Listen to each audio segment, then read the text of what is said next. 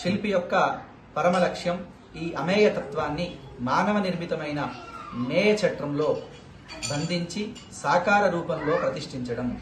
ఈ నేపథ్యంలో శిల్పం అనే పదానికి కేవలం రాతి లేదా కర్ర లేదా లోహాన్ని చెక్కడం అనే అర్థమే మాత్రమే కాదు, అది ఆత్మ సాక్షాత్కారం అనే పరమార్థాన్ని కలిగి ఉంది. శుక్ల యజుర్వేదంలోని శతపథ బ్రాహ్మణంలో ప్రసిద్ధిగా పేర్కొన్న ఆత్మ సంస్కృతిర్వావ శిల్పాని అనే వాక్యమే దీనికి ప్రామాణిక ఆధారము. అంటే బాహ్యంగా కనిపించే ప్రతి శిల్పము వాస్తవానికి అంతరంగాన్ని శుద్ధి చేసి ఆత్మను ఉన్నతీకరించే ఒక సాధనమే. ఈ అమేయ చైతన్యాన్ని భౌతిక ప్రపంచంలో ప్రతిష్ఠించడానికి ఒక పరిపూర్ణ గణిత సూత్రం అవసరం.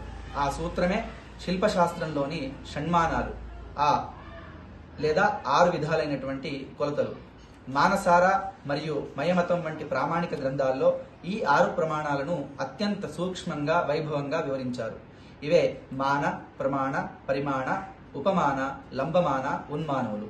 ఇవి పొడవు, వెడల్పు, ఎత్తు, మందము, 2 అవయవాల యొక్క మధ్య దూరాన్ని లేదా లంబాన్ని, అవయవాల ప్రతిమ యొక్క లంబాన్ని నిర్దేశించేటువంటివి.